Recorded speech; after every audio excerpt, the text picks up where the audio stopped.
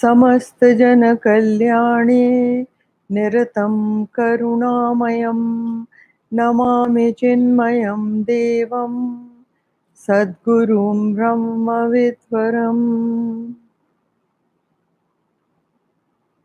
वसुदेवसुतं देवं कंसचाणूरमर्दनं देवकी परमानन्दं कृष्णं वन्दे जगद्गुरुं कृष्णं वन्दे जगद्गुरुम्. Okay, now we start with verse 35th, but it's interesting. Verse 34, just a little go back to verse 34. It says, Chanchalam Himana Krishna. And he says that Pramathi, Balavad, Dridham. So these are the three things he has listed. Pramathi, Balavad, Dridham. That he has said that the mind is too powerful. It is very turbulent and it is very determined. It doesn't leave things easily. So then, this, as we had said last time, so then what are we talking about? If this is the nature of the mind, then how do you make the mind peaceful? There is no way, isn't it? So this is what and it's a very pertinent comment that Arjun has made. So now then, the Lord answers, Shri Bhagavanuvacha asanshayam mahabaho mano durnigraham chalam abhyasena tu kaunteya vairagyena cha griyate. Dekho, now this is a very interesting thing. The Lord understands that Arjun has made a comment which must be in the mind of everybody. Remember that Arjun over here is the mouthpiece for people like you and me. All the doubts that can come into our minds are the doubts voiced by Arjun to the Lord.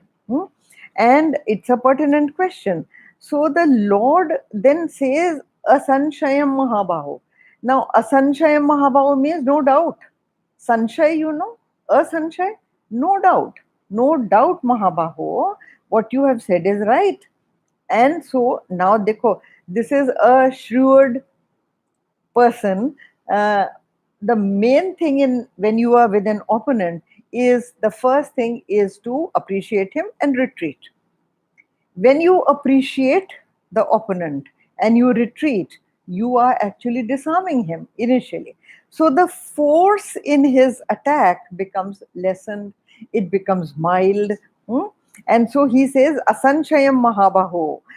What you are saying is absolutely right, because still mind is the self gained, or still mind is divinity reflected. But Arjun's question was that if the mind cannot be stilled, so then what is the point of this philosophy? It becomes a useless philosophy. It is impossible because the mind is difficult to conquer. And in fact, Arjun says that Vayu Riva, he calls it Vayu Riva Dushkaram. Vayu Riva Dushkaram means it is as impossible to control as the wind. Nobody can control the wind. Nobody can imprison the wind. Nobody can calm the wind. So a very powerful simile again Arjun gives. And so now you see, the Lord is using Mahabaho over here. Mahabaho, Asanshayam Mahabaho. That means that Mahabaho means the one with valor, the one who fights with courage and conquers enemies. Now, here Mahabaho is a slight taunt. It is a slight challenge to Arjun that it is difficult, no doubt. But then, what are these Mahabaho people about if they are not there to conquer that which is very, very difficult to conquer? So if you are a Mahabaho, then it it implies that make an effort to win over the mind. If people like you also can't win over the mind, then who will? So Mahabaho, huh? And but look what he says. This is a very famous verse, huh? Because it gives the answer to Arjun. He says Mahabaho Mano Dur Nigrah Chalam. It is Chalam, चंचल चपल चलम होता है mind और क्या है दुर्निग्रह it is very difficult to control. Nigrah means to control, to overpower. Here it is durnigrah, so very difficult to control. Ye mana.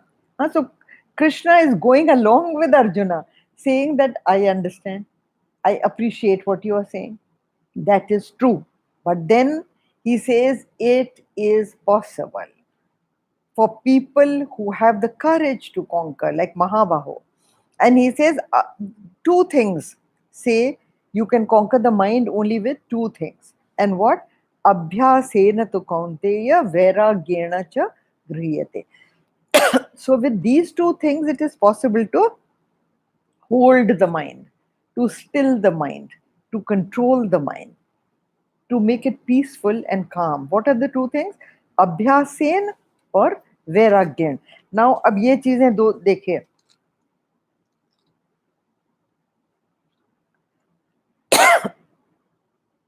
He says abhyas first.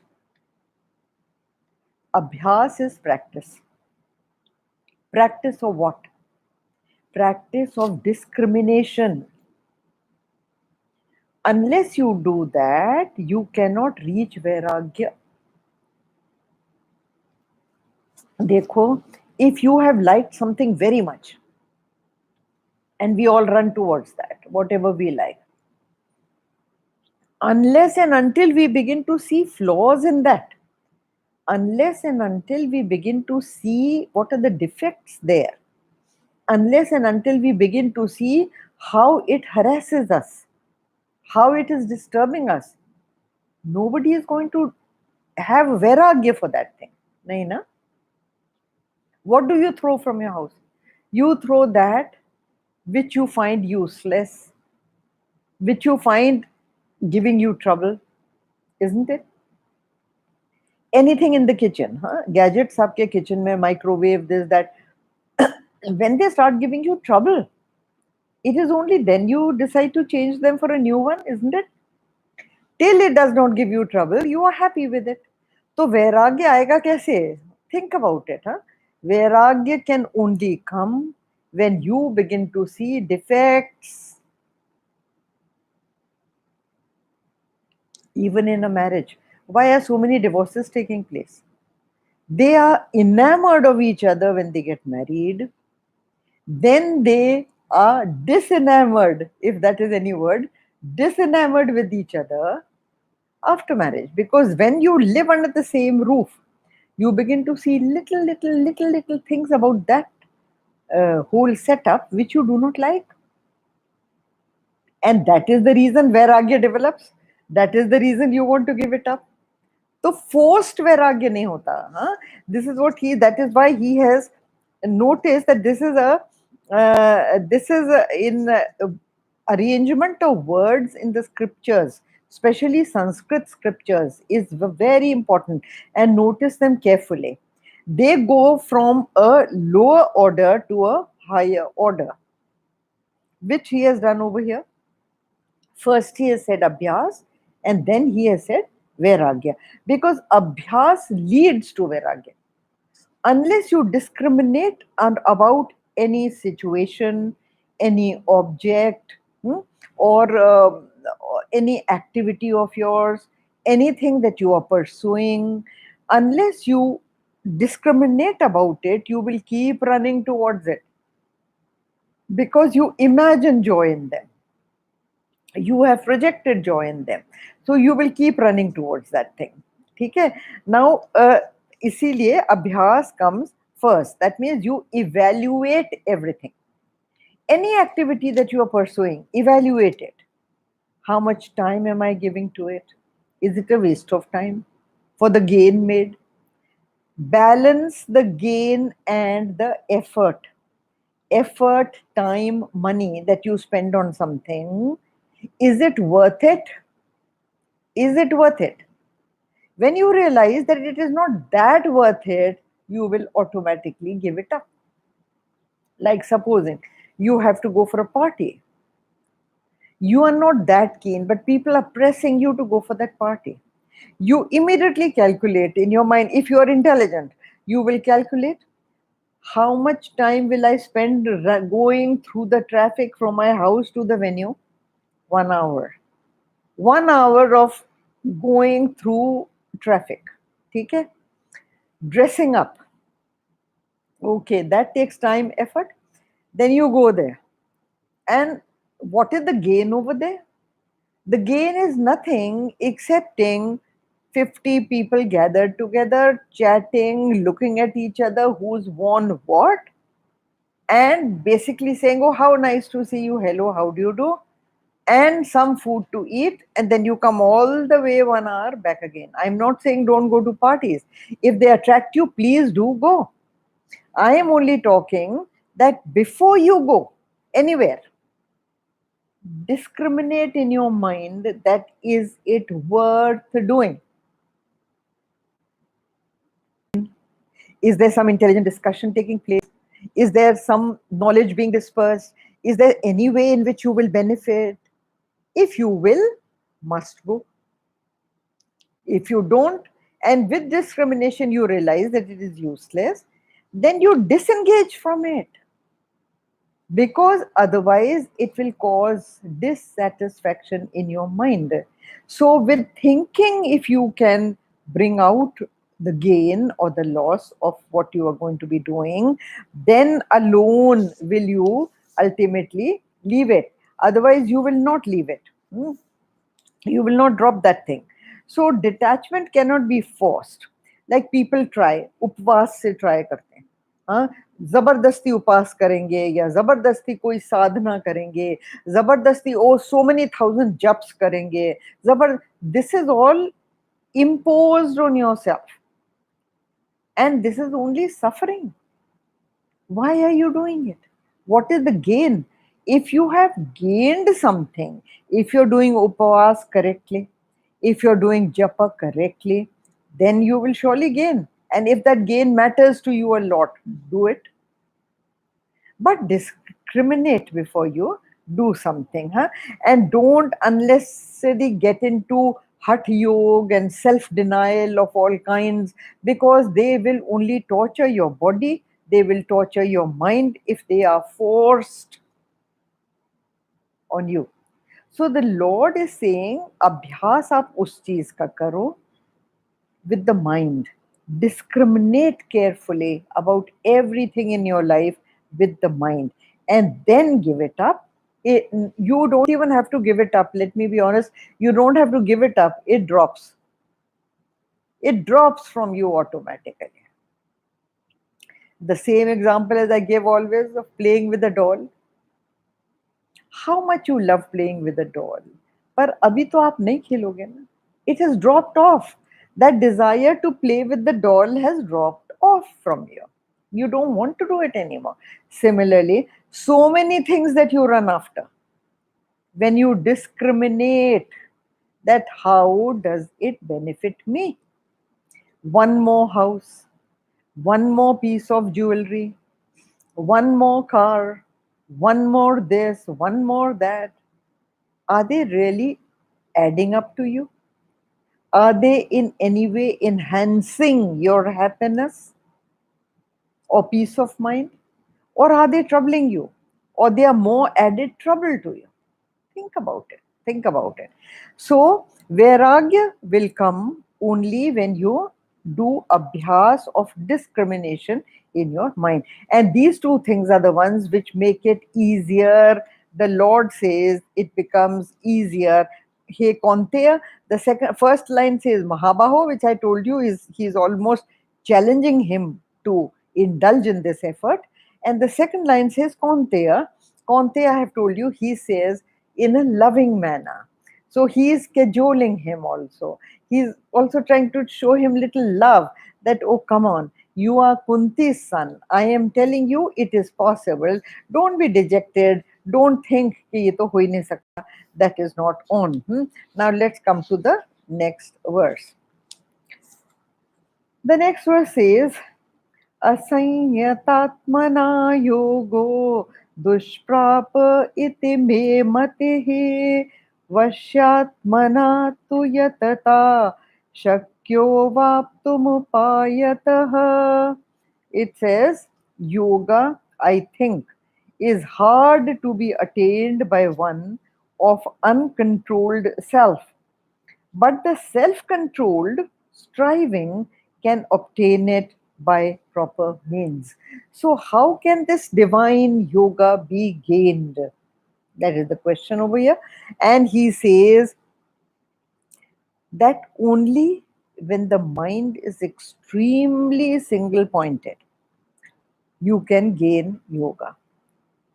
With a shattered mind, running in all directions, which happens to us, you will never gain it. देखो, artist,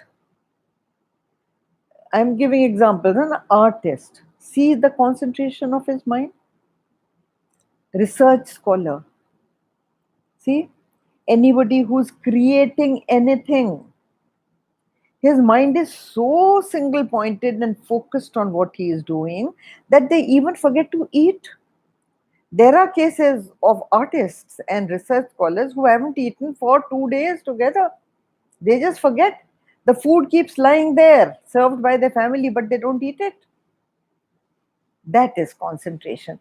That is single pointed concentration. And then see what they achieve. They have achieved masterpieces. They have achieved things which the world till date honors and admires. Inventors, discoverers, right? So that is it. Now he says, asanyatatman, an uncontrolled person. Asanyatatman means a person who is not able to control his mind. ऐसे का क्या होता है?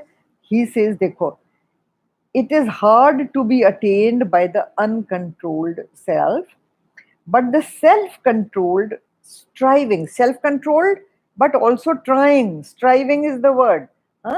So he says striving can obtain it by proper means.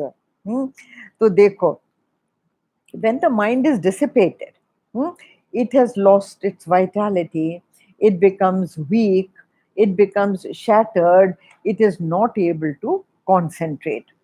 So stability or strength ही नहीं है mind में. When these two things are lacking, then how can it pursue any goal? It doesn't have the capacity, it doesn't have the strength to do it, right? And you have to be very, very strong. See, these days, the Olympics you must be seeing, watching on the screen. How much of training, how much of muscle training, diet training, life training does that athlete or player go through to achieve what he has gone there to achieve? If all that was not there, he would not achieve it. Now, so much training and control and discipline required for the physical body. Do you think how much of training and control is required to train the mind, to overcome the mind, to listen to your commands? Otherwise, the mind will drag you. The mind will ride over you. The mind will disturb you. When it wants to make you sorrowful, it will make you sorrowful. When it wants to agitate you, it will agitate you, right? So it becomes a slave to the mad demands of the body and the flesh. Your mind becomes a total slave to desires, and it whips you into activity to get those things you run after.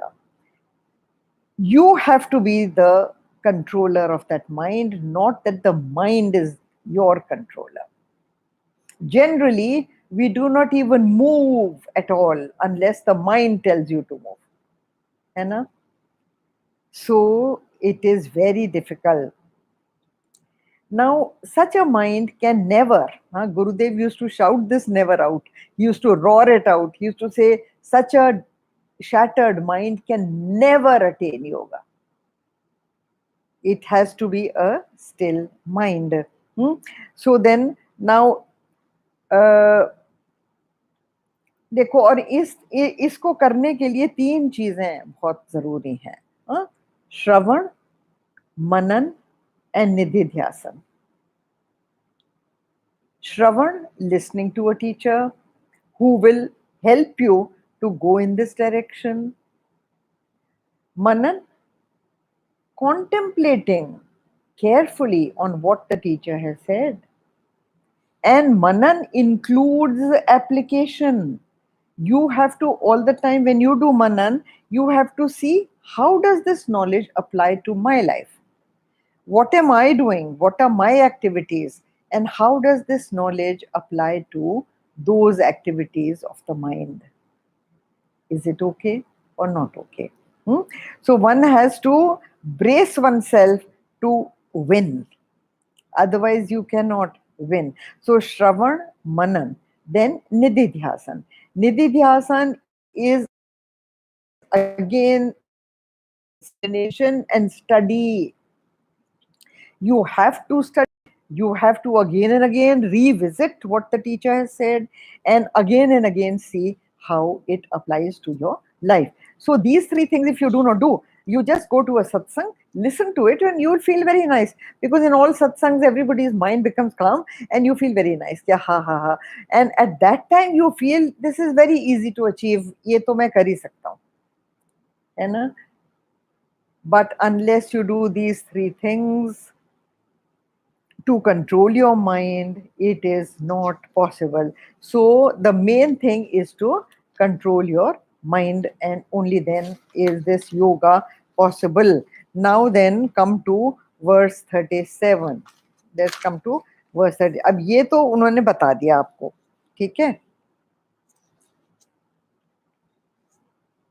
Now then, verse 37 is Arjuna's question. Now we come to a very interesting part, because Arjuna poses 2 very pertinent questions to the Lord, which are questions you and I would ask. What are the questions? This is verse 37. Arjuna uvacha ayate shraddhayopeto yogaachalitamanasaha aprapya yoga sansiddhim kam gatim krishna gacchati. I will read the translation. He who, though possessed of faith, is unable to control himself. See, Krishna has already said that only the controlled mind person can gain it. Now Arjuna is asking a contrary question. He is saying, supposing I can't control my mind, तो मेरा क्या होगा? That means all my effort will go waste. Is that what you're trying to say? So he says, he who though possessed of faith, faith भी है, कोशिश भी है, but is unable to control himself, whose mind wanders away from yoga, which happens to us, isn't it? We are trying. We are all trying to do it. We have faith. We have faith in the teacher's words, and we believe it also, and we try also. And yet our mind wanders away. Hota hai na? Ask yourself this honest question. Be honest in spirituality always. Don't congratulate yourself. Never congratulate yourself. Be, in fact, very, very strictly discriminative and honest in your self-inquiry. Now, if your mind wanders away, then there must be something wrong somewhere. That is what the Lord is, Arjuna is saying. Arjuna is saying that with faith, unable to control, and whose mind wanders away from yoga, to what end does he, having failed to attain perfection in yoga, go? O Krishna. Now, देखो क्या है. Another question, very, very pertinent, huh? And this is something we will all like to ask because this is what happens to you and me. We have faith, we have heard our teacher, we believe in our teacher's words, and we are trying. ये सारी चीजें हम कर रहे हैं. Even then, our mind wanders because of the pressure of the vasanas. Now, the pressure of the vasanas has come from previous past existence, past actions, past thoughts have created those desires towards which we run. We imagine joy in them and therefore we run towards them. So, Arjuna says, what happens to this common worldly man? What happens to him? We are that common worldly man. So is Arjun. So he is asking कि हमारा क्या होगा? Because हम तो कर ही नहीं पा रहे. We are trying, but we are not able to. So we have struggled all our lives, huh? And we have also risen in our spirituality steadily. Yes, we have given up a lot of things. Yes, many things have dropped off from us. Yes, yet our mind wanders. Even then, our mind is not still. Huh? So, question is that when we struggle all our life, but the mind is not purified of greed, it is not purified of jealousy, it is not purified of the shat vikar. Shat vikar कौन से होते हैं? काम, क्रोध, लोभ, मद, मोह और मत्सर. ये षठ विकार, these are the 6 things that disturb the mind. I will repeat them. काम, क्रोध, मद, मोह और मत्सर. ये षठ विकार होते हैं. तो ये षठ विकार जो हैं ये कैसे आपके ठीक होंगे? कैसे ठीक होंगे?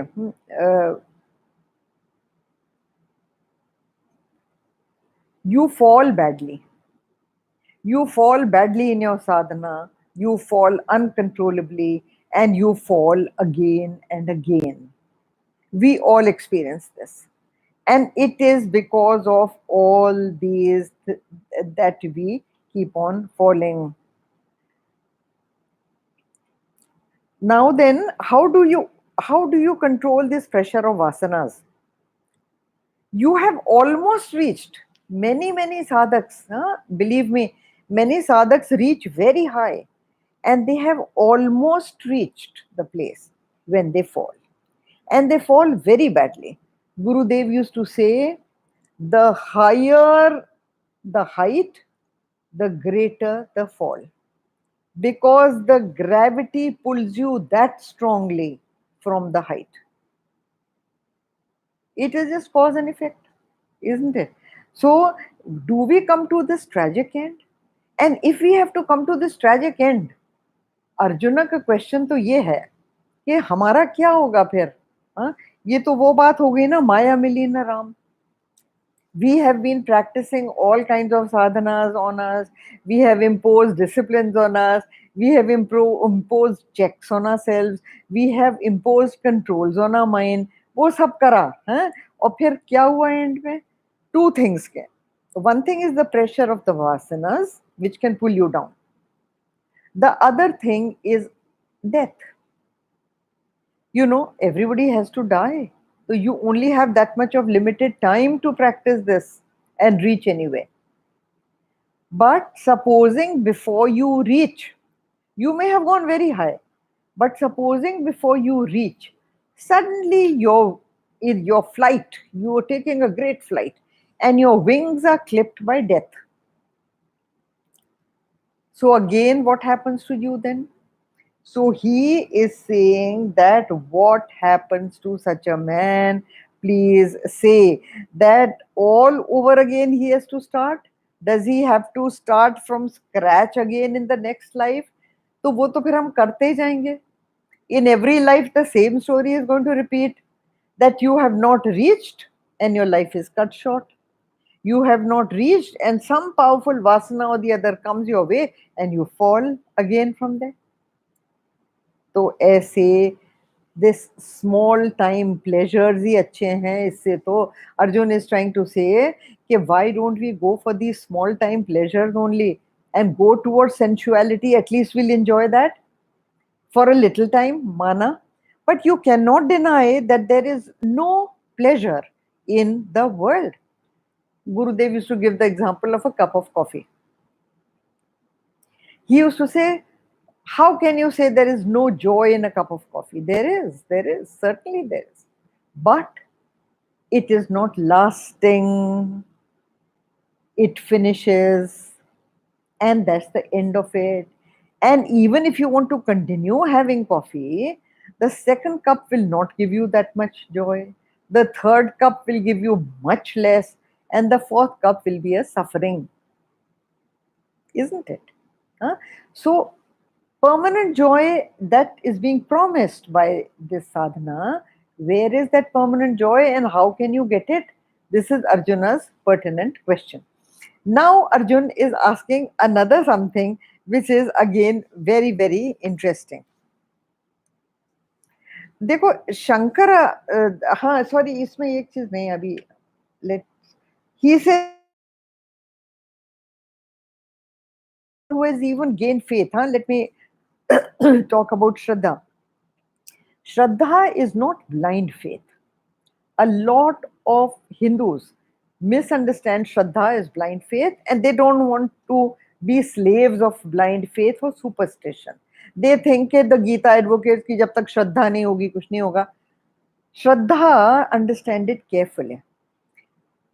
Do you believe in anything which your logical mind doubts? You don't, no? Any intelligent person will not. So Shraddha, Shankara says, I am quoting Shankara, it is the right intellectual understanding of the deeper meanings and complete fuller significance of what the teacher and the scriptures have taught. This is what Shankara says. So, what is Shankara saying? Shankara is saying that the right intellectual understanding of the deeper meanings and the fuller application of what is being said, because whatever is being said has a lot of evocative nuances which generally people do not understand. Just like this word Shraddha. Shraddha can come only to any intelligent person. Shraddha can come only when his logic tells him, yes, this is right. This is absolutely correct. Whether I can do it or not, but the logic of it is absolutely foolproof. When you hear a teacher explaining, then Shraddha comes to you on that knowledge. For that knowledge you gain the Shraddha. ठीक है ना? तो ये जो verse है इसमें Arjun is saying that I have the Shraddha. Shraddha is not blind faith, it is firm conviction underlying what you have intellectually understood and logically proved to yourself. Love happens automatically. When you have Shraddha for something, your mind and heart rises in love for that thing. तो ये दोनों चीजें जब होती हैं, श्रद्धा भी है, logic भी है, लॉजिक से श्रद्धा है, and then love automatically comes for the divine. So when all this happens, it is only then and then alone that the mind can do something. But Arjun has something else to say also. Come to verse 38. This is an interesting verse again. कच्चिन्नो भयविभ्रष्ट छिन्ना श्रमिव नश्यते अप्रतिष्ठो महाबाहो विमूढ़ो ब्रह्मण पते. He says, now Arjun is continuing the same argument. Na? He says, fallen from both. Does he not, O mighty arm, perish? Fallen from both यानी from what? न माया मिली न राम मिले, है ना? राम की तरफ आप जा रहे थे, but before you got the divine, you fell from there. Your mind shattered you, shattered your sadhana, तो वो तो मिला ही नहीं. और माया की तरफ भी आप बढ़े नहीं, because you thought that the more you control yourself from sensuous objects, the better grip you will have on your mind. Huh. So both the things are gone. This happens to a lot of seekers, you know. Sitting right here in this room where I am sitting, Gurudev was sitting, and I complained to him. I said, Swamiji, you know, you have left us neither there nor here. You know, neither have you got the capacity to reach where you have reached, A, and neither can we enjoy what the others are enjoying. So Gurudev used to laugh loudly. He laughed a lot. He slapped his thigh and he said, yes, and the neighbors are having a party. They are drinking, dancing, singing, and enjoying themselves, whereas you feel that you cannot enjoy that anymore. So neither have you got that nor this. Then Gurudev said, every seeker goes through this stage. This is a kind of an empty stage. Every seeker goes through this before he can reach where he is reaching. He is en route. He is on the way. So here, look what he says. Fallen from both, Arjun is saying, does he not, O mighty armed, perish like a rent cloud? What happens to a rent cloud? We all know. बारिश के दिन है आजकल, you know, you see the clouds coming in the sky, and sometimes when the sun comes out, the cloud disintegrates. Have you seen a cloud disintegrating? Little pieces here, there, here, and everywhere, neither here nor there. It loses strength, it loses capacity. So this is the simile Arjun is giving. And he says that just like summer clouds, which can only give you false promises of rain, this knowledge also gives you a false promise and disappears, leaving you nowhere. So he says, what happens to this person supportless and deluded in the path of Brahma? So Arjun is only saying that देखो उसका कोई support भी नहीं रहता and he is deluded on this path. So where have you left him? You have left him nowhere. वो हिंदी में कहते हैं ना, आप कहीं के भी नहीं रहे. तो वो situation होती है क्या? Because either death takes you or the pressure of vasanas make you fall. And your whole life, what have you done? You have lived a life of total, leading towards total destruction. This is the question all of us ask, है ना? कि हम क्यों करें भैया, कुछ मिलेगा भी कि नहीं मिलेगा? We are not sure. And so he says that trying to gain a permanent joy, we have lived a life like in a dry desert, devoid of all the little things that can give you finite pleasures. Even that we have denied. So then, इस तरह की life से, is this a not a dangerous philosophy? This is Arjun. Look what Arjun is saying. That what are you trying to do? You are teaching something very wrong to my innocent praja, और इनका क्या हो जाएगा? But Arjun also is trying to have that thing with his friend that I am an intellectual. So don't think you can fool me. I am not going to get fooled. वो लोग तो they'll swallow your theory, and live their poor lives devoid of everything. I am not going to do that. You either promise me gains, permanent gains, and definitive gains. Otherwise, why should I do what you are asking me to do? I'm not going to do this kind of thing. And he says that you are fooling the innocent people, and this is philosophy is dangerous because it makes them devoid of everything possible in life. उनको कुछ नहीं मिलेगा, ना इधर मिलेगा ना उधर मिलेगा. तो क्या समझा रहे हो? And this is the typical trauma of the intellectual class. All intellectual people who read the Gita on their own without the revelations of a teacher like Swami Chinmayananda or Vivekananda or Raman Maharshi or some such great teacher, if they have never had access to the knowledge taught by them, then they all doubt this. They say, ये तो हो ही नहीं सकता. So from the very beginning, this philosophy is faulty. This theory is faulty. And you are teaching something which is totally unattainable. You are leading him to a path of loss and total destruction. Look how impertinent is Arjun's question. Believe me, in any other religion, world over, a student or a disciple cannot have the courage and is not allowed to question the teacher in this manner, totally decrying his theory, totally negating what the teacher has said, because he finds that it does not stand the test of logic. It will not benefit him. Nothing will happen. Hmm? So Arjun declares, sorry, sir, and he says, Ubhaya Vibhrashta. He says that Ubhaya Vibhrashta, yehi hai na verse mein word.